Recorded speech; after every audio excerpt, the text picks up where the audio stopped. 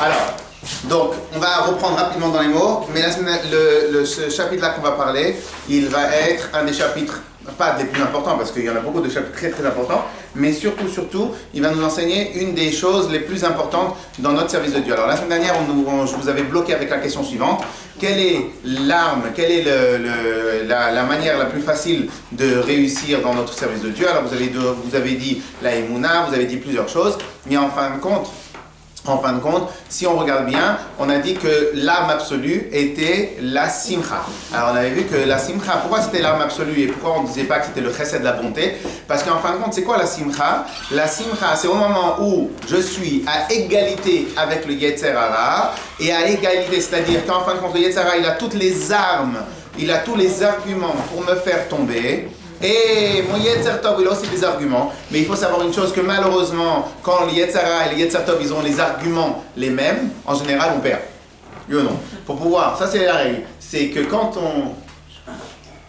on a les mêmes arguments, en général on perd. Pourquoi? Parce que le corps, il est attiré par les bêtises, notre lourdeur, notre Yetzer Hara, on est attiré par manger, on est attiré par plein de choses. Donc quoi qu'il arrive, quand on est à armes égales avec le Yetzer Hara, quand le Yetzer Tov et le Yetzer Hara, ils ont les mêmes arguments, on perd. Il y a une arme qui est au-delà de tout et qui fait directement gagner. C'est quoi l'arme? C'est la simcha.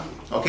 Alors maintenant, ça c'est le premier point qu'on avait vu. Alors la semaine dernière, on n'avait pas beaucoup travaillé ça, mais parce qu'en fin de compte, c'est un peu compliqué de travailler ça, mais on avait dit une chose. Qu'est-ce que la simcha a-t-elle? C'est qu'on ne peut pas vraiment définir c'est quoi la simcha. Alors on avait donné un peu l'exemple de l'électricité, que l'électricité en vérité on ne maîtrise pas exactement c'est quoi l'électricité, ça va être plus les conséquences et les causes de l'électricité. Quand je mets les doigts dans une prise, eh ben j'ai mal parce qu'il y a de l'électricité. Donc en fin de compte, des fois l'électricité on ne va pas dire exactement c'est quoi, non on sait c'est quoi, mais c'est pas exactement ça qu'on maîtrise. Par contre si j'appuie, je lève l'interrupteur et je vois qu'il n'y a pas de lumière, c'est qu'il manque de l'électricité. Donc en fin de compte, de la même manière, la simcha, à quel moment on sait si on est simcha ou pas? Alors est-ce que c'est après un verre d'alcool qu'on est simcha? Peut-être oui, peut-être non. Est-ce que c'est après une bonne nouvelle? Peut-être oui, peut-être non. Alors on avait donné une règle très très importante dans la simcha. Simcha, poretzet geder. La simcha, elle casse et elle brise les geder, les murs et les parois et les obstacles. Et donc, en fin de compte, qu'est-ce qu'elle nous apprend la Gemara? La Gemara nous apprend la chose suivante. Si tu es besimcha, on a une force absolue. Si tu es besimcha, eh ben, tu ne rencontres jamais d'obstacle sur ton chemin. Jamais d'obstacle sur ton chemin. Alors, si un jour vous rencontrez un obstacle sur votre chemin, vous en déduisez que vous n'êtes pas besimcha. C'est une règle absolue. Si maintenant vous êtes besimcha, vous n'aurez pas d'obstacle. Et regardez dans votre vie de tous les jours, quand vous êtes en plein entrain et tout, etc., enthousiasme sur quelque chose, les obstacles ils n'existent pas. C'est en 2 secondes. Lorsque par contre, vous êtes un peu comme ça, en mode lourdeur, vous ne savez pas exactement où vous devez aller, et bien en fin de compte, chaque chose vient vous empêche d'avancer. Ok? Donc en fin de compte, la force de la simcha, c'est quoi? C'est que si maintenant tu es besimcha, tu n'as aucun obstacle. Et si tu as des obstacles, c'est une preuve que tu n'es pas besimcha. Ok? Alors maintenant, alors ce principe-là, il faut le travailler. Mais on avait dit que c'était un peu difficile. La semaine dernière, on avait travaillé autre chose. C'est quoi on avait travaillé autre chose? On avait travaillé que si maintenant nous on ne sait pas, vous savez que tous les enfants, le mode d'apprentissage, une fois on avait fait un faux vrai, on avait travaillé comme ça. On avait expliqué que le mode d'apprentissage de tout le monde, il est simple. Copiage. Il n'existe pas quelque chose qu'on a appris qui n'est pas passé par le copiage. Les enfants, par le copiage. Quand par exemple on nous dit d'apprendre Aleph Bet, comment on fait le Aleph Bet? Copie. On vient, on nous montre un truc, on copie. Ça, c'est très rare. Et je ne sais même pas si ça existe. C'est très rare parce que même quand on invente des choses, c'est des assemblages de plusieurs modes. Donc c'est très rare d'inventer quelque chose. Je ne sais même pas si ça existe vraiment, mais on va dire. Mais quoi qu'il arrive, c'est très rare d'inventer une nouvelle forme totale qui n'existait pas auparavant. De manière générale, tout ce qu'on reproduit, c'est quelque chose qu'on a copié, mais qu'on a amélioré. Mais l'apprentissage ne provient que du copiage. Si un jour vous pensez pouvoir passer outre le principe du copiage, c'est que vous ne savez pas apprendre. Il n'existe pas une manière d'apprendre, d'apprentissage, qui ne passe pas par le copiage. Un mot, c'est un mot. Bravo. Clair? Et donc, ça c'est une règle absolue dans tout. Personne n'a réinventé le Aleph Bet. On ne fait que apprendre de ce que les autres ils ont fait. De la même manière. Dans la Simcha, ce qu'on avait bien expliqué la semaine dernière, que dans la Simcha on a un problème. C'est quoi le problème? C'est qu'en fin de compte, si maintenant j'ai pas la Simcha en moi, si maintenant je suis pas quelqu'un d'enthousiaste, si maintenant je suis pas quelqu'un qui sait avoir accès à la Simcha, comment je fais? Eh bien on avait dit qu'il fallait recopier les symptômes de la Simcha. Quels étaient, on va voir si vous avez révisé, quels étaient les symptômes de la Simcha? Sourire, très bien. Sourire tout le temps. Sourire tout le temps, même si on sourit pour rien, mais à la fin, hein? La rapidité. Voilà, bravo. Vélocité, zèle, rapidité. Et on avait dit, voilà, ça c'est les deux symptômes de la Simcha. Si un jour tu te poses la question, est-ce que tu es Simcha ou pas? Tu regardes ta vitesse de mouvement. Et essayez, tout ce qu'on apprend ici dans le Tanya, comme on a expliqué la semaine dernière à plusieurs reprises, c'est des choses qui peuvent nous aider dans tous les domaines de notre vie. Dans tous les domaines de notre vie. C'est quelque chose pour vivre avec la Torah. Donc en fin de compte, si un jour vous posez la question, est-ce que maintenant je suis Bessimcha ou pas, j'ai un obstacle ou pas, faites 10 mètres auparavant, avancez plus vite, et vous verrez qu'automatiquement vous allez normalement trouver la réponse. Si vous n'avez pas trouvé au bout de 10 mètres, alors essayez 20 mètres, essayez 30 mètres, essayez 100 mètres. Mais quoi qu'il arrive, à travers cela, c'est sûr et certain qu'on va avancer. Clair? On va faire dans le texte, et après, je vous avais promis la semaine dernière, alors vous savez qu'il y a une règle comme ça, quand on étudie la Gemara. De quelle manière on peut évaluer l'importance d'un sujet? C'est par rapport aussi aux interdits. Un exemple. Immarchemam vezicham, tous ceux qui font ce qu'ils ont fait. Mais chez nous, dans la Torah, à combien il est interdit de tuer? Ah, c'est absolu. C'est quoi, c'est absolu? Oui, mais s'il m'a vraiment énervé, mais tu es fou. Mais imaginons, il m'a mal parlé. T'as pas le droit de tuer. Mais imaginons que si. Mais imaginons maintenant qu'il m'a fait écrouler mon business que j'ai travaillé pendant 30 ans. T'as pas le droit de tuer. Mais imaginons maintenant qu'il a fait ça, qu'il a fait. Mais t'as pas le droit de tuer, oublie. Oui ou non? Et c'est comme ça que vous faites aussi avec vos enfants. Quand vous faites avec vos enfants, ouais, mais si je peux. Non. Et à la fin, vous l'avez dit tellement de non, qu'à la fin, il s'est fait une image plus ou moins générale de ce qu'il a droit. Et le non va mettre le non va mettre, vous avez encore va délimiter pour le diriger uniquement vers là où il veut aller. Ok? Ça, c'est le principe. Et ce principe-là, il est quasiment dans tout. Pourquoi il est quasiment dans tout? Parce que tout simplement, on ne peut pas délimiter et se concentrer si on n'a pas de nom. Ceux qui disent toute la journée oui, eh ben, en fin de compte, c'est eux qui ont le moins de liberté possible. Pour avoir la liberté, pour etc. Plein de choses. Donc en fin de compte, comment on apprend à nos enfants qu'est-ce qui est grave et qu'est-ce qui n'est pas grave? C'est à travers le nom. On leur apprend à combien ce que je leur ordonne est interdit autrement. Oui, mais si maintenant Shabbat, j'ai pas la lumière et que j'ai peur dans la nuit, est-ce que je peux allumer? Non? Alors qu'est-ce que je fais? Eh bien, tu y vas pas. Mais si maintenant j'ai vraiment besoin? Non? Et comme ça, il va se former dans la tête que allumer la lumière Shabbat, c'est interdit, etc. Clair? Comment je vais apprendre à combien la simcha est importante? C'est pas une option. Et à combien le contraire de la simcha est interdit? En étudiant toutes les raisons qu'on pourrait avoir d'être triste, et que le Tanya va nous dire, cette raison-là, elle n'est pas valable. Cette raison-là, elle n'est pas valable. Cette raison-là, elle n'est pas valable. Donc pendant 3-4 chapitres, ça on va le faire dans quelques instants, pendant 3-4 chapitres, le Tanya, il va nous expliquer qu'au final de chez Final, il n'y a aucune permission de ne pas être Bessimcha.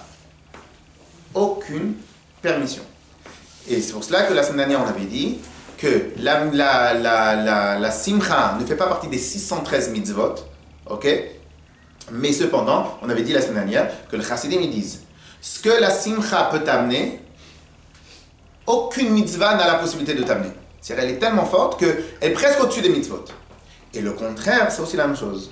La tristesse n'est pas une avéra. Il n'y a pas marqué dans les 365 mitzvot à ne pas faire qu'il est interdit, c'est un issour de la Torah d'être triste. Il n'y a pas marqué. Triste n'est pas rentré dans le décompte des avérotes. Okay? Cependant, ce que la tristesse peut t'amener, même la pire des avéras n'a pas la capacité de t'amener dans les abysses que la tristesse elle-même elle peut t'amener. Okay? Et donc automatiquement, dans le principe de la Avodat Hashem, la simcha, c'est un élément extrêmement important, voire le plus important.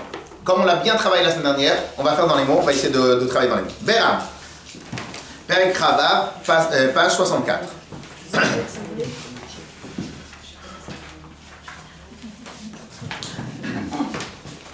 Beram, Kegon Da. Cependant, Kegon Da, dans tous ces cas-là, Tsarich Leodaye Klal Gadol. Il faut connaître un grand principe. Vous y êtes? Page 64, le début du chapitre. Deuxième ligne du chapitre.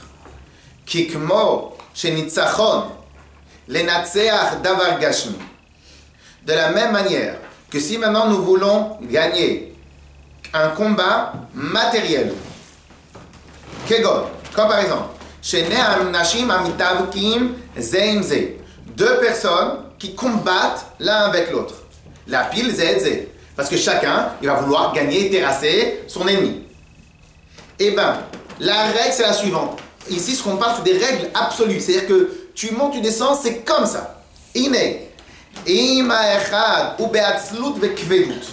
Si maintenant, un des deux, il est be'atzlut, il est dans la fainéantise, vekvedut, et dans la lourdeur, c'est quoi dans la lourdeur? Il ne se déplace pas, comme on a dit tout à l'heure, il ne se déplace pas de manière zélée, il ne se déplace pas, il ne bouge pas, il est lourd comme ça. Et bien c'est quoi? Yenutzach bekal. Il va être gagné facilement. Veipol, et il va tomber. Maintenant, il va tomber parce qu'il est faible. Non, pas parce qu'il est faible. Tu peux être à la yeshiva. Tu peux être en pleine vacances, tu peux être dans les meilleures conditions du monde qui vont t'amener à faire le service d'Hachem, qui vont t'amener à faire Shalom Bayit, qui vont t'amener à l'éducation des enfants, qui vont t'amener à tout.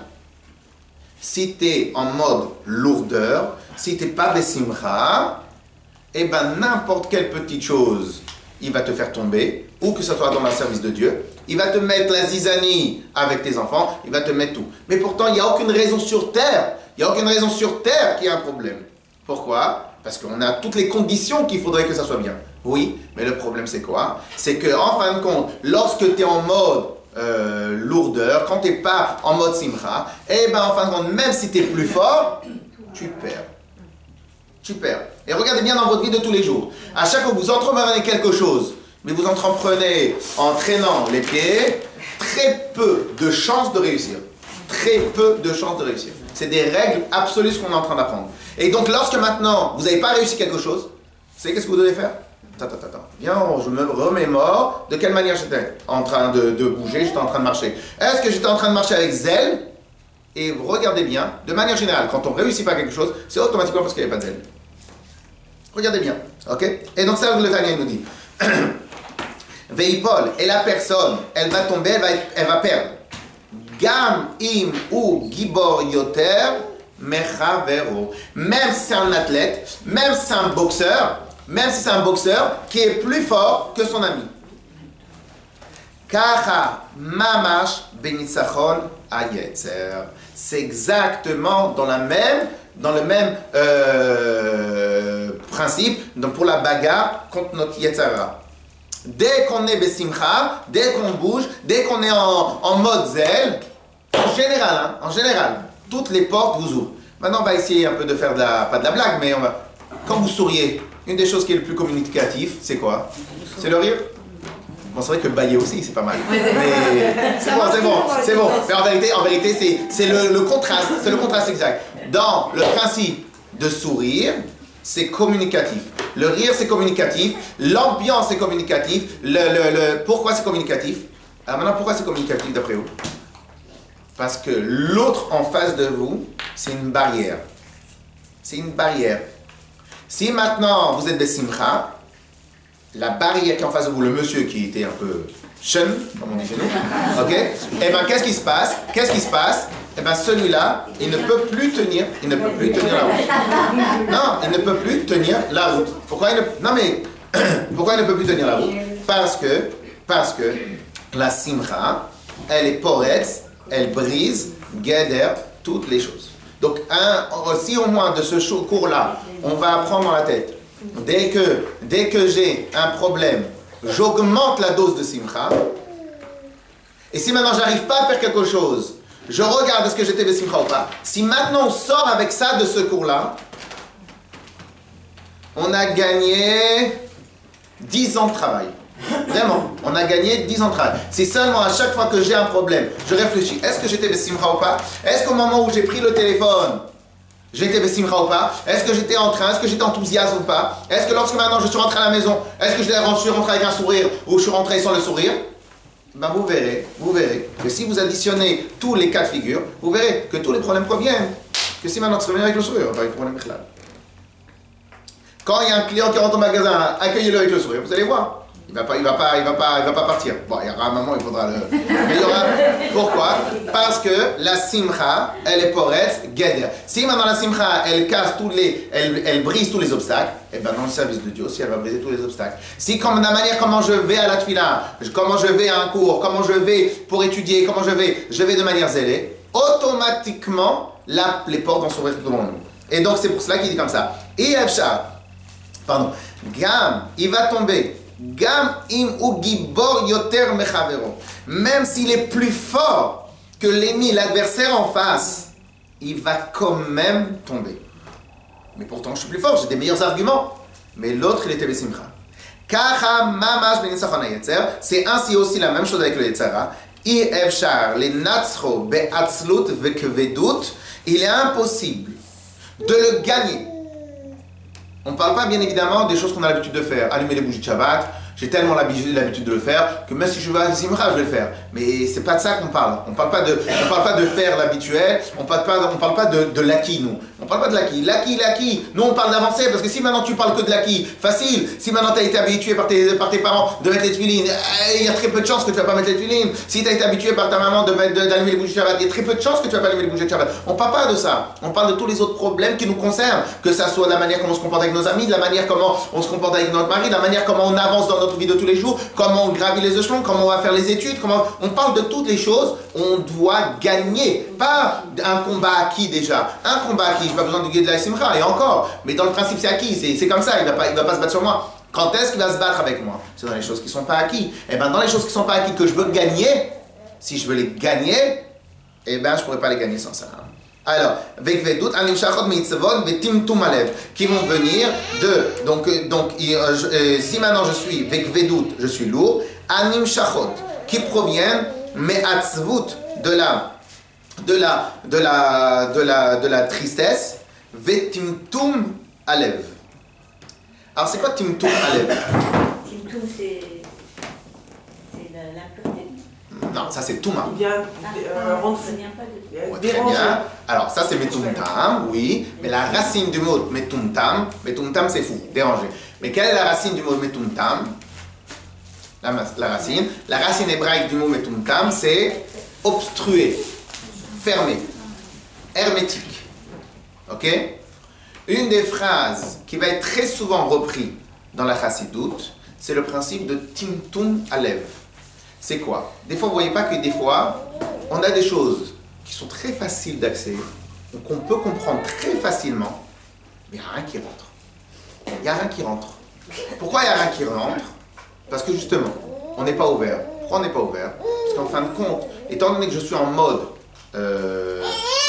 paresse, en mode lourdeur, donc en fin de compte, même juste pour tendre l'oreille, vraiment, j'y arrive pas. Et donc qu'est-ce qui se passe? À cause de ce mode-là, eh ben en fin de compte, il n'y a rien qui rentre. Je ne peux pas me battre parce que j'arrive pas à avancer, j'arrive pas à trouver de nouvelles techniques, j'arrive pas à trouver comment, elles sont où les failles dans mon ennemi. J'arrive à rien faire. C'est des jours où il faudrait aller faire un petit dodo de 5 minutes, non? Mais il y a des moments où ça ne sert à rien, ça ne sert à rien de forcer. Il y a un moment où il faut que tu t'arrêtes, tu éteins tout. Et à ce moment-là, tu te remets en mode enthousiasme. Parce qu'en fin de compte, dans ces moments-là, rien à faire. Comment? Comment? J'aurais mis ça sur le compte de la concentration. Et des fois, on n'est pas concentré parce qu'on pense à autre chose ou on fait autre chose. Non, si c'est... Non, il y a des fois où même quand j'écoute, il n'y a rien qui rentre. Alors peut-être on n'est pas concentré. Mais alors ça veut dire quoi? Alors peut-être pourquoi j'arrive pas à être concentré? Mais pourtant je sais que la chose en face de moi. Pourtant je sais que... Exactement. Donc c'est tout est lié. Tout est lié. Tout est lié. Ok? Ke'even, comme une pierre. Ki'im. En vérité, donc quoi on doit faire? Bezrizut animshechet mesimcha. On doit être bezrizut avec zèle, comme on l'a dit. Animshechet mesimcha, qui provient, le zèle, il provient de la simcha. Uftichat alev. Et l'ouverture du cœur. C'est quoi l'ouverture du cœur? En fin de compte, quelqu'un qui est simcha, il va vouloir tout faire. Il va vouloir tout faire. Ah, dis-moi, tu peux m'aider? Ouais, avec plaisir, viens. Quelqu'un qui est lourd comme ça, quelqu'un qui ne veut pas qu'on lui prenne sa place, il reste sur ses acquis ou sur autre chose.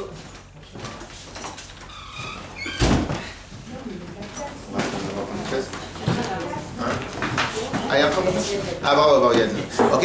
Et donc, quelqu'un qui est comme ça, par contre, lorsqu'il est besimcha, et le cœur il est ouvert,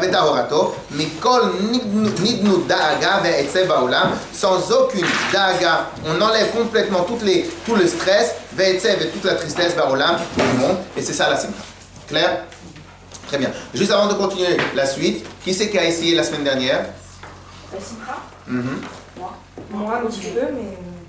Ça a marché? Je serai dans une semaine par rapport à son résultat. Madame Laïd, vous n'avez pas besoin, vous êtes naturel. Non, moi j'ai essayé. Alors?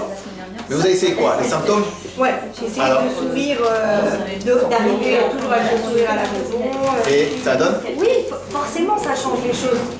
Mais tout est relatif, quoi. On va dire que c'est un long travail. Parce que peut-être votre sourire aussi est relatif. Oui, forcément, c'est sûr. Il y a un moment où c'est sûr que quand il va venir de manière plus naturelle et plus spontanée et plus récurrent, je pense que forcément mais ça est-ce aura que vous avez déjà vu commencer à avoir des résultats? Oui. En fait, on doit travailler sur ça. Ouais. On avait expliqué trois symptômes en fait. Moi je pense que pas seulement qu'on doit travailler, je pense que c'est la base de la base de la base de la base. Mais peut-être que c'est vous la base de la base. Répéter les trois choses sur lesquelles alors on l'a dit, on va le répéter, voilà. Il y avait trois choses. Il y avait le sourire, même sourire pour rien. Non mais je rigole pas, même sourire pour rien. Souriez pour rien à votre mari, souriez pour rien à vos enfants. Non, souriez. Ouais, tout mais pas vos maris. Je suis d'accord avec tout, mais pas vos maris. Alors maintenant, souriez. Vous connaissez la règle, vous connaissez la règle. C'est un classique. Donc, souriez à vos enfants, souriez à votre voisin qui n'arrête pas de vous embêter. Ou à votre belle-sœur, ou à votre beau-frère, ou à un truc comme ça, etc. Et bien, combien vous pariez qu'il va se retrouver comme ça, bête, nul, et saura plus quoi faire. Ça, donc...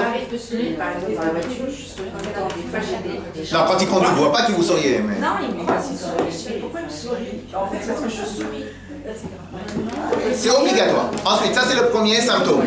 Donc, alors maintenant, attention, je vous avais dit la semaine dernière, mesdames, je vous avais dit la semaine dernière, des fois, c'est l'esprit. Si je suis besimcha dans mon esprit, je vais sourire automatiquement. La semaine dernière, j'avais expliqué que des fois, on ne sait pas copier ce qu'il y a derrière la tête des gens. Donc, si j'arrive pas à copier ce qu'il y a derrière la tête des gens, l'enfant, il ne sait pas copier l'équilibre. L'équilibre, il ne sait pas le copier, il ne sait même pas c'est quoi.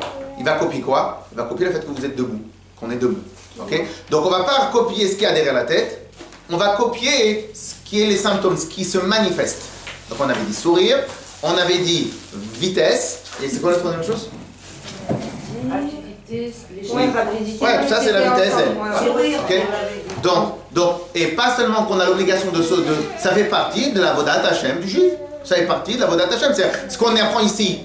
Ce qu'on apprend dans la Torah, c'est pas pour la science.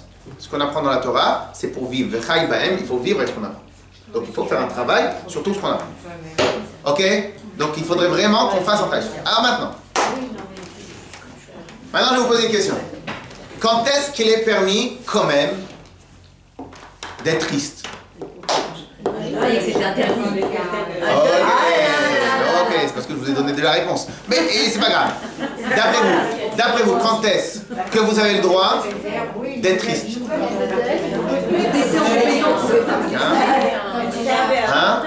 Un deuil. Maladie. Bon. Alors, voilà. Je sais pas où je vais, mais on va quand même essayer. Ouais, vous avez été dur, hein, avec moi. Bon, vous n'avez pas des trucs un peu moins graves que tout ça? Vous venez de démontrer qu'on n'a pas le droit. Non, mais parce que quand c'est des choses qui touchent, quand c'est des choses compliquées, des choses qui touchent, on va y arriver. Non, mais en vrai, en général, c'est facile d'être triste pour un truc. Ah, non, c'est pour ça. Si on se laisse aller. Quand est-ce qu'on peut être triste? Quand on a raté un truc. Je vais vous offrir des Avec plaisir. Ah, merci pour ça. Hein? Pourquoi vous avez parlé? Parce que c'est comme c'est des choses qui peuvent toucher des gens, on va faire un peu moins grave. On a raté un examen. Hein? On a raté un examen. Raté un examen. Non, c'est bien ça. Oui, mais c'est la vérité. Ça peut quelqu'un qui rate. Oui, c'est fâché comme nos enfants. Oui, si on se fâche, j'en ai même. Si on a crié à nos enfants. Ah, tes enfants. Fâché. Enfants, pas toi. Ensuite, vous tenez vraiment à ce que j'écrive ce genre de choses? Oui, mais bon, c'est pas des choses qu'on parle. En général, l'échec. Ne pas parler, ne pas ouvrir la porte au Satan. Alors, des choses on peut gérer. Alors maintenant, juste au passage, quand même, juste au passage. Excusez-moi, juste au passage. Vous avez parlé, vous tenez vraiment à, pas vous tenez, mais il y a une personne qui est connue, pas, alors je ne sais pas si c'était scientifiquement qui a été reconnu, on lui a dit qu'il avait reçu une grave maladie, ok? Et ben, à partir de ce jour-là, il a écrit un livre sur ça. Et son livre, c'est Comment j'ai vaincu la maladie par le rire. Il avait, depuis qu'il a entendu ça, il s'était mis, comme ça c'est marqué, il avait mis des vidéos de comiques, de rigolades, de films comiques, etc. Et seulement ça l'a soigné. Okay. Alors maintenant on va pas parler de maladie, Dieu préserve, parce qu'on va commencer d'abord par ce qui est facile, et après on va commencer par matin. Quand est-ce qu'on a le droit encore de s'énerver? Quand les enfants vont pas bien. Bon, c'est la même chose. Vont pas bien, pas par maladie, mais par autre chose. Non, voilà, pas bien. voilà. Les gens souffrent autour de nous. Voilà. Souffrent autour de nous. Ouais.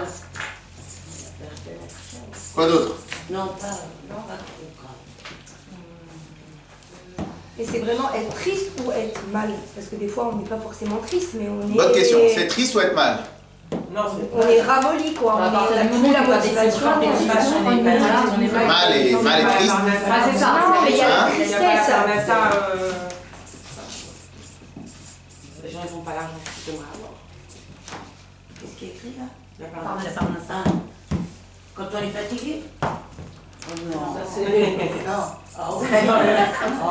C'est vraiment pour vous faire plaisir. Parce que vous êtes sympathique. Alors. Dans le travail, quand on échoue, tout simplement, on voit que ça peut justement nous freiner à la simcha. Les échecs ou les épreuves de la vie en général. Quand on n'a pas l'amour. Ouais. C'est vrai. Quand on est seul. Quand on est seul. En vérité, si je m'arrête pas, on peut le dire encore Ouais. longtemps. On a plus de... Vous avez plus de raison.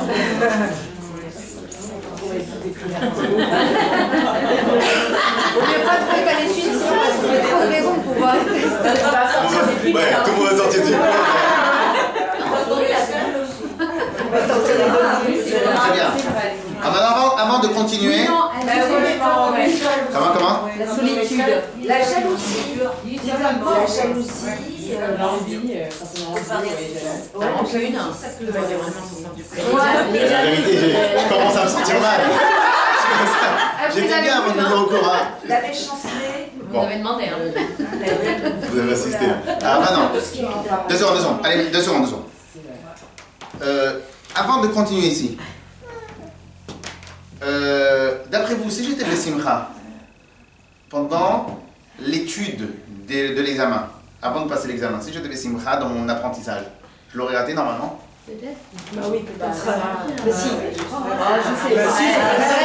C'est aléatoire, ça veut dire qu'on peut tomber sur un truc qu'on n'a pas maîtrisé, on n'est pas venu à côté de quelque chose. Non, j'ai pas dit. Attendez. J'ai pas dit je viens avec le sourire à l'examen. Ça déjà c'est très important. Tout le long de l'étude. Je parle. Mais pendant toute l'année, au moment où j'étudiais, j'étais Bessimcha. D'après vous, il y a combien de pourcentage de chances que je le rate? C'est sûr. Donc déjà, ça, c'était à cause du manque de simcha, déjà, on pourrait dire. Parce que lorsque maintenant quelqu'un, et regardez bien avec vos enfants, si maintenant, ils n'ont pas envie de travailler, tu montes, tu descends, ça sert à rien qui rentre. D'accord? Donc s'il était déjà le simcha au moment de l'apprentissage, c'était pas mal. Fâché. Ah, par contre, fâché, c'est quoi?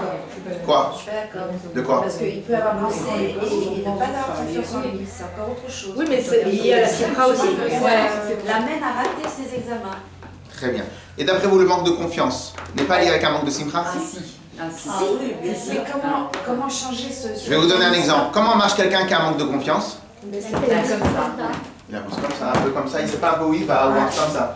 Comment il avance quelqu'un qui a des simcha? Le symptôme, regardez le symptôme.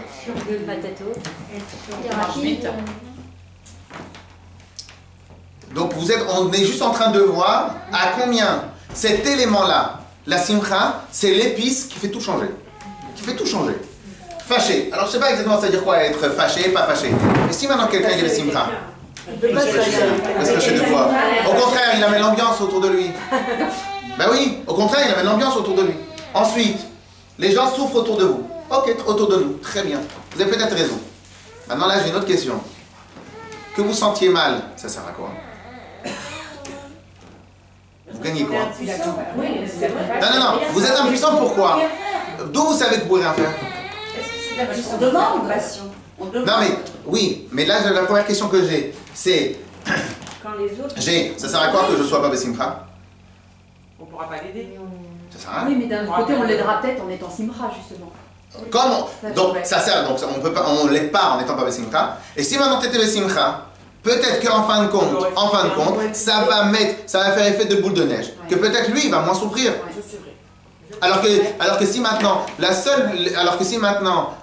j'étais il y a 2 semaines, on est parti chez quelqu'un parce qu'il était à l'hôpital, et Dieu le bénisse, il venait, il faisait le feu à l'hôpital. Il rigolait avec tout le monde, Et là où il allait, il m'a dit, moi, pourquoi je fais comme ça? Moi aussi j'ai envie de pleurer de temps en temps. Parce qu'en fin de compte, je sais que si maintenant je me laisse aller, ça va être grave. Et en plus, tu es dans un endroit où, donc en fin de compte, alors que si maintenant il rigole et tout ça, ça va aider. Donc en fin de compte, si maintenant les gens souffrent autour de nous, alors que je ne sois pas Bessimcha, ça sert à quoi moi que je ne sois pas Bessimcha? 2, en quoi j'aide l'autre personne à ce que je ne sois pas Bessimcha? Donc là aussi, je vois, à part là ça, bonne question, par là ça. Est-ce que vous croyez que si maintenant quelqu'un était un peu plus Bessimcha, était un peu plus enthousiaste dans son travail, est-ce que vous croyez qu'il y a des chances qu'il réussisse un peu plus facilement dans son travail? Oui, puisque vous avez dit c'est lié. Ah oui, ça j'en suis sûr. Donc en fin de compte, le gars, il n'est pas Bessimcha parce qu'il n'a pas de parnassa. Mais peut-être aussi, tu n'as pas de parnassa, je préserve. Si quelqu'un il a un manque de parnassa, alors allez, non. Au lieu de gagner 20 000, il gagne que 14 000. Comme ça, on doit toujours parler des choses bonnes. Donc imagine maintenant quelqu'un, il a un manque de parnassa dans ce domaine-là. Qui nous dit que c'est parce que tu as un manque de parnassa que tu n'es pas Bessimcha? Peut-être c'est parce que tu n'es pas Bessimcha que tu as un manque de parnassa. Peut-être que si maintenant tu étais un peu plus enthousiaste dans ton travail, peut-être qu'au téléphone quand tu recevais les clients tu étais un peu plus enthousiaste, peut-être que les gens ils seraient plus attirés par toi. Donc est-ce que parnassa le manque de parnassa du préserve est une raison d'être Bessimcha? Ben non, c'est peut-être plus un gouffre. C'est le gouffre qui va t'amener à du préserve, à une dardère, à aller de pire en pire, Alors fatigué par contre, ça veut dire quoi? Quand je suis fatigué, je vais dormir. Ouais, mais si on peut pas dormir. Non, mais désolé, quand je suis fatigué, alors on se comporte comme des enfants. Les bébés, quand ils sont fatigués, ils pleurent. Mais eux, parce qu'ils n'ont pas l'intelligence de dire, attends, si je suis fatigué, je vais à la pharmacie, je vais prendre des vitamines, je vais prendre du fer, et après, je vais aller faire un peu de dodo pendant 1 heure, et après je me relève. Mais fatigué n'est pas une raison de manque de simcha. Et si Bémet, c'est pas une fatigue physique, parce qu'on n'a pas dormi à 4 h du matin, on n'a pas dormi, donc c'est pas de la fatigue, donc c'est de la fatigue morale. Si c'est de la fatigue morale, c'est ça le principe de pas simcha. Ok? Alors difficulté, c'est le même principe qu'on a dit en difficulté. Toi tu dis que c'est une raison de pas simcha, mais peut-être que le problème que tu as la difficulté, c'est un obstacle. Donc si c'est un obstacle, c'est pour ça que tu n'es pas simcha. Pardon, parce que tu n'es pas simcha qu'il y a l'obstacle. Ok? Échec et épreuve. Et oui, ça peut arriver des échecs à tout le monde. Mais excusez-moi, est-ce que vous avez déjà vu quelqu'un qui a fait une invention extraordinaire, qu'avant l'invention, il n'a pas eu des échecs? Vous trouvez souvent des gens comme ça que dès qu'ils se lèvent le matin, ils n'ont rien fait, ils n'ont aucun sujet. Ils arrivent le matin, ils inventent un nouveau truc. Ça n'existe pas.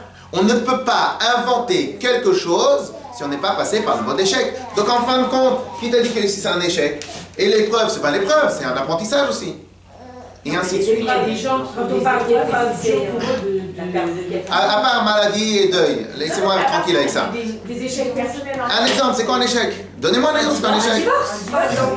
Ah bon, à part la question que si on était c'est une question à se poser. C'est une question à poser. Non. C'est une question à poser. Si maintenant tu étais Bessimcha, peut-être qu'il n'y aurait pas eu de divorce. À part si maintenant le mari c'est un monsieur méchant, mais peut-être qu'il n'y aurait pas eu de divorce. Ah non, j'ai dit peut-être. Maintenant il y a des fois où le monsieur en face c'est un fou. C'est un fou. Et que le fou c'est un fou. C'est tout, il n'y a rien d'autre à faire. Mais peut-être. Un instant. Peut-être que non. Pourquoi je dis peut-être que non? Parce que le problème c'est quoi? C'est que dans la vie de tous les jours, les gens intelligents, ils apprennent, les gens bêtes, ils accusent. Les gens intelligents, ils apprennent. Les gens bêtes, ils accusent. Pourquoi? Donc lorsque maintenant tu dis que l'on tu as eu une épreuve, tu as eu un échec à cause de l'autre. Et peut-être quand tu vas te marier avec le deuxième, tu vas dire si c'est à cause de l'autre. Et après le troisième, c'est aussi à cause de l'autre. Donc en fin de compte, n'a pas. Maintenant, ce qui s'est passé, c'est du passé. Maintenant, il faut réfléchir sur le futur. Comme il faut réfléchir sur le futur, etc. Encore une fois, on ne parle pas de quelqu'un qui se comporte mamache mal. Ou même à la rigueur, même le rab va vous dire, madame, partez. On ne parle pas de ça. On parle de si maintenant, il y a des choses de la vie de tous les jours. Alors maintenant peut-être que même avec la simcha, on n'aurait pas dû. Et même si maintenant, même avec la simcha, on n'aurait pas réussi. Imaginons, peut-être qu'en fin de compte, Dieu, il a voulu qu'on change de vie. Ok? Mais aujourd'hui, après l'épreuve, est-ce que je dois maintenant, une fois que c'est acté l'épreuve, je dois être simcha ou je dois être fatigué? Non, mais il y a d'autres épreuves. Le deuil, par exemple. Il a dit on parle. C'est des sujets tabous. C'est les seuls sujets tabous. Non, mais comment savoir qu'on est responsable? Comment savoir qu'on est responsable de la chose? Ça veut dire, comment savoir si c'est à cause de nous, de notre simcha, ou comment savoir si c'est vraiment ce qui est mieux pour nous? C'est difficile aussi. Des fois, on se dit un échec, c'est notre faute. On doit se remettre en question. Réponse numéro 1, demandez toujours l'avis d'un tierce. Réponse numéro 2, est-ce qu'on a tout essayé? Non, c'est pas ni sa mère ni sa belle-mère. Je parle dans tous les domaines, pas forcément. Demandez l'avis d'une personne qui vous aime et qui est à l'extérieur de la photo. C'est une règle absolue. Les gens, à chaque fois, ils vont à l'orave quand ils ont un problème. Mais pourquoi ils vont à l'orave? Parce qu'en général, l'orave, ils vous aiment bien, il est en dehors de la photo. Mais ça marche aussi avec les amis, ça marche avec tout le monde. Des gens qui sont intelligents et qui sont en dehors de la photo. Des gens intelligents qui sont en dehors de la photo. C'est la meilleure manière. Si maintenant vous prenez votre copine, et bien votre copine peut-être que, ou elle n'est pas intelligente, ou elle vous aime trop, et donc elle est trop impliquée, et donc elle n'est pas objective, etc., etc. Donc en fin de compte, c'est des conseils que le rabbi dit, toujours une personne tierce qui vous aime.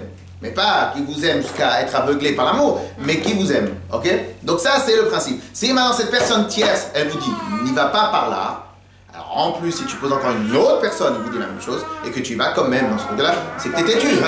T'es têtu. Mais donc, il n'y a personne tierce. Deuxième chose, est-ce qu'on a tout essayé? La question, c'est quoi, est-ce qu'on a tout essayé? Est-ce qu'on a tout essayé? Peut-être oui, peut-être non. Mais un des principes qui s'appelle tout essayer, c'est aussi la simcha. Est-ce qu'en fin de compte, quand j'ai essayé, alors maintenant, il y a un moment où Akadosh Baruch Hu dit, allez, stop. C'est pas pour toi maintenant, hop, on avance. Ok? Mais de manière générale, les échecs et les épreuves, si elles ont déjà été faites, on avait déjà étudié ça, si elles ont déjà été faites les épreuves, donc j'ai plus à pleurer sur ce qui s'est passé, maintenant il faut que je me concentre sur le futur. Ok? Ensuite, manque de considération. Alors sur ça, il y a on peut raconter une petite blague. Une fois, il y a un chassid, il est arrivé, il a vu un autre qui n'était pas chassid. Il a vu comme ça, la tête dans les pieds, il est comme ça par terre. Et il dit, ah, Shloimeh, comment ça va? Ça fait longtemps que je t'ai pas vu. Je me rappelle quand on était allés cheveux ensemble. Qu'est-ce qui t'arrive? Pourquoi tu te sens pas bien? Il fait, je sais pas. J'ai tout essayé dans ma vie et j'ai tout raté. Ah bon, c'est quoi? J'ai voulu être médecin, pas réussi. Alors maintenant, et en fin de compte, je vois, je suis rien. J'ai pas réussi. J'ai voulu être avocat, pas réussi. J'ai voulu faire ça, pas réussi. Au final, j'ai toujours voulu être et je vois que je suis rien. L'autre est bien, il vient, il le regarde, il fait. Quelle chance! Moi, j'ai toujours voulu être rien, être battel, Hachem, être rien, et je suis toujours quelque chose. Alors, c'est quoi le pshat de manque de considération? C'est quoi le pshat de manque de considération? Peut-être que tu en attends tellement d'un manque de considération, c'est qu'en fin de compte, tu vas toujours être en manque. Et que si en fin de compte, au lieu. Ok? Et solitude. Alors, après, c'est quoi le pshat de solitude? C'est quoi le pshat de solitude? Il y a des gens qui sont entourés et qui sont seuls. Il y a des gens qui sont tout seuls, qui sont entourés. Ah, peut-être que ça aussi, c'est lié avec notre perception des choses. Ok? Il y a des gens qui sont entourés de plein de gens. Et ils disent tout le temps, je suis tout seul, il n'y a personne qui m'aide. Mais les gens, ils sont autour de toi. Qu'est-ce que ça veut dire, pourquoi il y a des personnes qui t'aident? Tu n'as pas demandé. Donc en fin de compte, la personne, il est entouré, mais il n'a pas demandé. Donc si tu n'as pas demandé, c'est normal que tu fais la chose toute seule. Donc en fin de compte, solitude, c'est quoi le chat? Surtout dans un monde où on est connecté à 2000%. Donc c'est quoi le chat? Solitude. Ok? Après, maintenant, peut-être on attend de trouver le khatam, mais ok. Alors maintenant, et la jalousie, là aussi c'est un principe de perception, c'est quoi le chat de jalousie? Alors si maintenant les gens ils sont jaloux de moi, eh ben je carré de simcha, j'en ai rien à fiche des gens, ou j'ai pas à leur raconter ma vie, comme ça ils vont pas être jaloux, et tout simplement j'avance. Okay. Jalousie, c'est quoi le chat de jalousie? Ok. Mais si on ne raconte pas, il le voit quand même. Hein? Si on ne raconte pas notre vie et qu'il le voit quand même. Ah bah c'est ça. On vient en face. Envoyez-leur des photos. Comme ça, vous êtes sûr et certain qu'ils vont. On vient en face. On vient en face. Alors maintenant, juste une question. D'après vous ici, c'est dur quand même de rater un examen, Dieu préserve, c'est dur de se fâcher, c'est dur de voir les gens qui sont autour de nous, c'est dur la parnassa, c'est dur la fatigue, etc., etc., etc. Très bien, question. Ça c'est l'effet. La simcha, elle se trouve où? Elle se trouve en amont. En amont. En fin de compte, des fois on va passer notre vie à travailler pour pas passer notre vie. On va essayer de se fatiguer pour ne pas rater un examen. Pour ne pas se fâcher, etc., etc. Si je travaillais en amont pour avoir la simcha, je travaillais très dur. En fin de compte, la règle c'est la suivante. Il y a des gens qui sont Baruch Hashem, ils sont corpulents, ok? Ils vont passer des heures et des heures à trouver les habits qu'il leur faut. Non. Par contre, mais ils vont les passer les heures. Je leur pose une question. Quoi qu'il arrive, tu la passes. Tu les passes tes 5 heures par mois, tes 6 heures par mois, tes 7 heures par mois, tes 10 heures par mois pour te trouver à t'habiller. Ça serait pas mieux de mettre ces 6 heures-là dans le sport, ou ces 6 heures-là dans marcher, dans ces 6 heures-là dans faire du sport, et comme ça, hein, dans n'importe quel magasin que tu rentres, tu trouves de quoi t'habiller. D'accord ou pas? En fin de compte, la question elle se pose toujours la même. Ou est-ce que le travail, je suis obligé de le produire? Le travail de faire la tête, je suis obligé de le produire. C'est un travail de faire la tête. J'avais lu une fois quand j'étais jeune que pour faire la tête, il faut développer à peu près 40 ou 50 muscles. Et pour sourire, 3 muscles ça suffit. Donc quoi qu'il arrive, des fois à gérer tous ces problèmes-là, c'est du travail. C'est du travail. Et il y a aussi un autre travail qui s'appelle un travail dur, qui s'appelle la simcha. La question elle est, où est-ce que tu veux le mettre le travail? Est-ce que tu veux le mettre le travail dans la gestion des problèmes, ou tu veux mettre le travail dans la création des opportunités? Ok? Et donc en fin de compte, ça c'est le principe de la simcha. Ça c'est ce qu'on est en train d'étudier. En tout cas, ce qu'on a vu de là, c'est qu'en fin de compte, vous voyez que toutes ces choses-là, elles sont pas tellement... Il n'y a pas de raison réelle d'être besimcha, ou il n'y a pas de raison réelle d'être triste, parce qu'en fin de compte, toutes ces choses-là, peut-être on aurait pu les gérer d'une autre manière. Ok? Alors maintenant, la question, elle est, étant donné qu'il est 10h25, est-ce qu'on continue sur le sujet encore quelques minutes? Ok? Bon, la prochaine fois, il faudra... Alors, Besimcha. Ah, maintenant. Hein? Non, mais essayez. Comme c'est un sujet important, c'est pour ça que je reviens dessus. Essayez cette semaine de sourire pour rien. Essayez cette semaine de sourire pour rien, de bouger vite, et tout, etc. Et vous allez voir comment les portes, elles s'ouvrent automatiquement. Mais je suis d'accord, quand on envoie quand on a fait par exemple un projet, quand on envoie Mais ça sert à quoi d'être angoissé? Des fois, ça vient tout ça vient pas ça, des fois quand on envoie Donc, vous vous laissez avoir par l'ambiance. Donc, vous ne faites pas de travail. Donc, vous faites que la gestion. Le travail, vous le mettez dans aller chercher où vous habillez. Mais le travail, vous ne le mettez pas dans. Des fois, on peut pas y échapper. Mais quand on doit payer des factures à la fin du mois, on s'engager sur un crédit, que la conjoncture elle est plus difficile aujourd'hui, qu'on n'a pas face des mails. C'est de tous les jours. C'est que le stress va pas arranger les choses. Ah oui, et là ici le stress il va servir à quoi? Le stress, oui, mais le stress négatif, il va servir à quoi? Vous allez vous bloquer, vous allez pas parler. Non, c'est sûr, mais ça veut dire que c'est très Alors qu'est-ce maintenant? Quels sont les 30 derniers clients que j'ai pas rappelés? Parce que si maintenant je suis stressé, paralysé, ça va. Cherchez pas où vous êtes jeune. Alors on y va. Alors maintenant.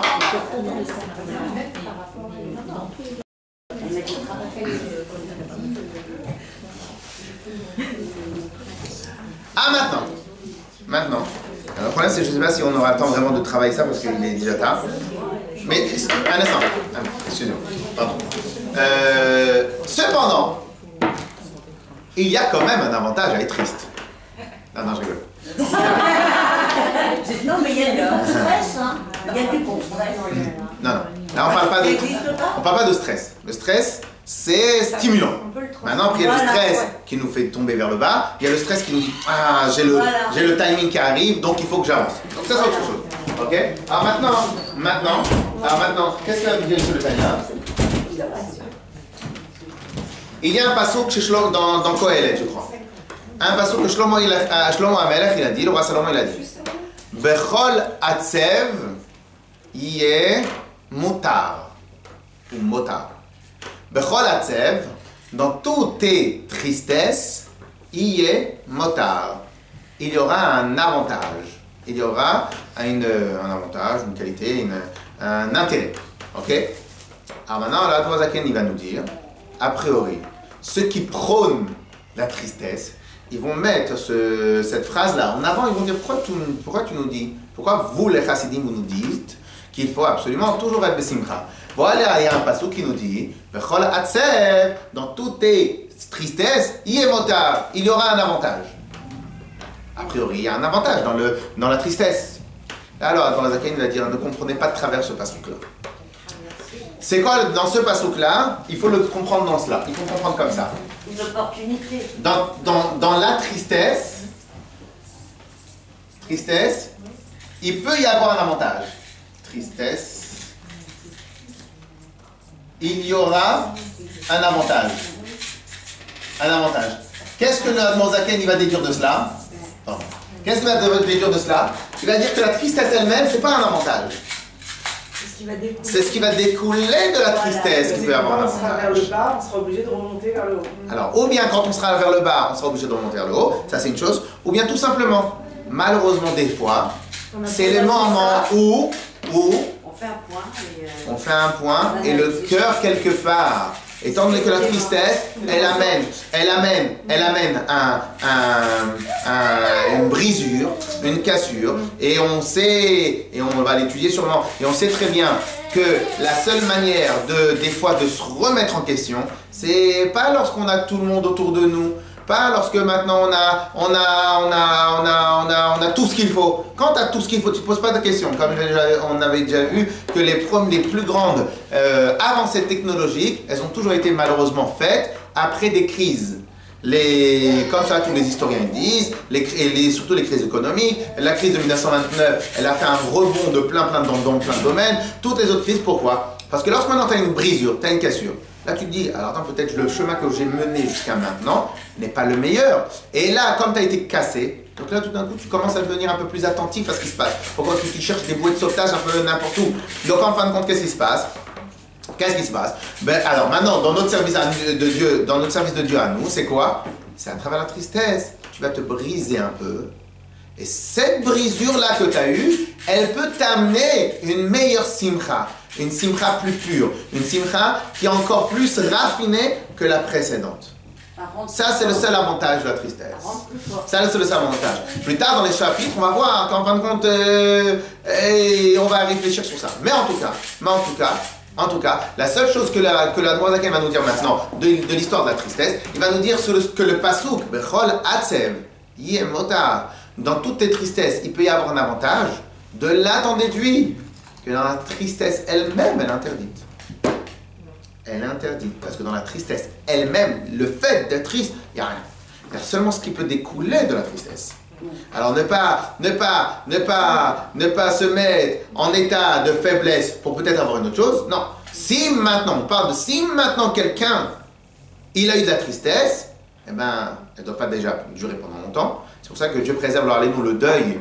Les Chachamim, ils ont interdit plus que 7 jours. Pourquoi? Parce que c'est des moments très difficiles. Parce qu'on a dit tout à l'heure que nous, la tristesse, elle peut nous mener très très loin. Mais on n'a pas le choix. On n'a pas le choix.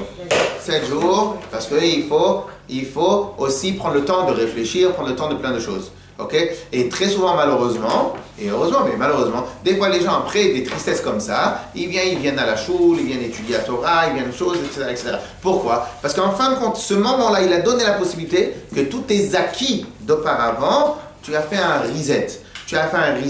Donc ça, c'est l'avantage de peut-être la tristesse. L'avantage de la tristesse va être ce qui va découler de la tristesse. Mais la tristesse elle-même, elle n'a aucun avantage. On essaie de faire dans les mots un peu?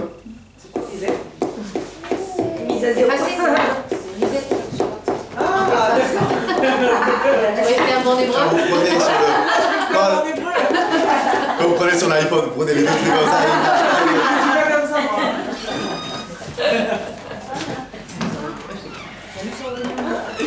Alors on fait un peu dans les mots. On est au milieu, on est à 2, 4, 6, 8, 9. 9e ligne, voilà, 9e ligne à partir du début du chapitre. Bechol Atzev Yiyem Motar. Et ce qui est écrit que Bechol Atzev, dans toutes tes tristesses, Yiyem Motar, il y aura Motar, un avantage. Piouche. L'explication c'est quoi? Qu'il va y avoir un avantage de la tristesse. Donc a priori je pourrais dire, ah non, la tristesse est magnifique, puisque Shlomo Amelech il dit, dans ta tristesse, il est mota, ça sera bien. L'Admorazaken, celui qui a écrit Tania, il nous dit comme ça. Non. C'est pas ça qu'il faut comprendre. Ina Adraba, au contraire. Mila Shonze, du fait qu'il dit que si tu as la tristesse, on peut en tirer quelque chose de bien. Mashma, de là j'apprends, que la tristesse en elle-même, la tristesse parce que j'ai raté un examen, la tristesse parce que je me suis fâché avec des gens, la tristesse parce que les gens sont redonnés de moi, etc., tout ça, c'est négatif. Sauf que quoi? Si Bémet a raté un examen, et bien la prochaine fois, tu auras appris réellement la technique pour travailler un examen. Si maintenant tu as la tristesse parce que tu n'as pas eu la panassa, et bien avant tu te prenais de haut, avant tu pensais tout savoir, avant tu faisais ci, tu faisais ça, et bien il y a un moment où tu as pris dans la tête. Le fait que tu as pris dans la tête, ça t'a brisé. Le fait que ça t'a brisé, ça t'a fait poser des questions. Il y a quelqu'un hier qui m'a dit que le rabbi disait que juste c'est comme un ressort. Plus tu appuies fort, plus il descend, c'est pour qu'il remonte plus haut. C'est un peu le même principe. On m'a dit que les tzadikim, il y a plusieurs fois, ils ont dû descendre même dans leur niveau de montée. Et le rabbi disait, c'est pas grave, parce que si plus tu appuieras fort, plus tu descendras, plus tu monteras haut. C'est un peu le même principe. C'est-à-dire que si tu descends dans ta tristesse, c'est pour après essayer de monter. Alors, ce que vous dites, vous avez sauf que ici, c'est pas automatique.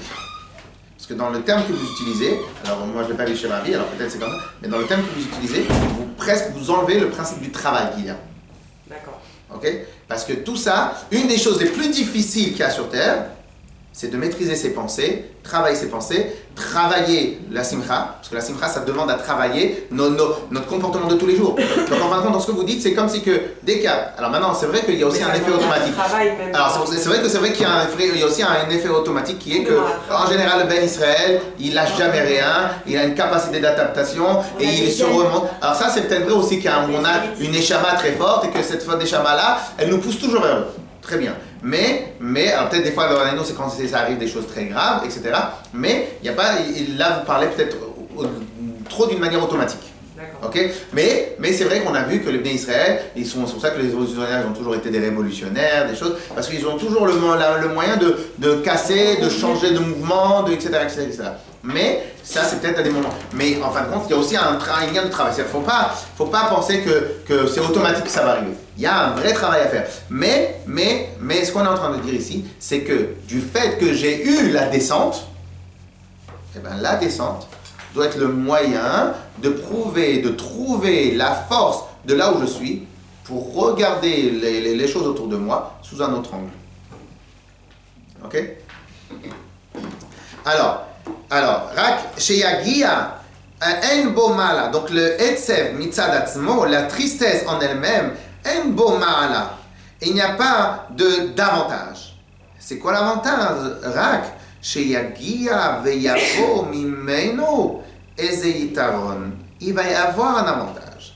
C'est quoi l'avantage? C'est comme, on a dit un instant, du fait que je me suis rabaissé très bas, donc tout ce que je pensais acquis, des fois,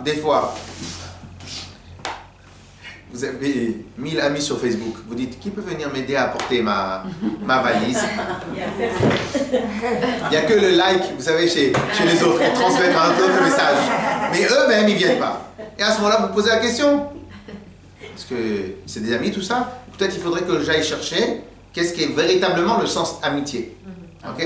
Donc en fin de compte, la tristesse, elle va faire quoi? Elle va presque, le sol, il va se dérober sous toi. Et à ce moment-là, tu vas te poser la question. Est-ce que Bémet, là où j'étais assis, là où j'étais debout, est-ce que Bémet, c'était un socle fort? Des fois, il peut y avoir du préserve des tristesses dans le couple.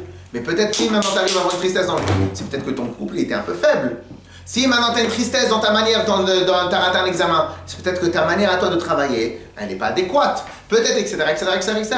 Donc en fin de compte, et c'est peut-être aussi ça qu'on a dit que c'est un ressort, mais c'est quoi le sens? C'est qu'en fin de compte, de cette tristesse-là, tu vas regarder avec un nouvel angle, et après, tout de suite après, il faut se réveiller. Alors des fois, il y a un moment où on a besoin de réfléchir, mais il y a un moment où tout de suite après, il faut trouver le moyen de remonter. Donc en fin de compte, l'avantage de la tristesse, c'est pas dans la tristesse elle-même.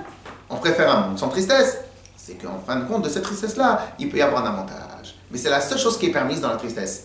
Pourquoi maintenant la Noazaken insiste sur ça? Pour nous dire, ne croyez pas qu'il y a une permission quelque part d'être triste. Il n'y a aucune permission d'être triste. Si tu n'as pas fait exprès et tu es devenu triste, à ce moment-là, il y a une chose que tu dois travailler derrière. Ok? Moi, je dis qu'on s'arrête là, qu'on met pour la semaine prochaine parce que j'ai pas envie de bâcler des sujets très importants. Ok? Ouais, la peur dans ça. On va faire maintenant l'autre partie du show. La peur dans ça, il y a une place dans la tristesse ou ça n'a aucun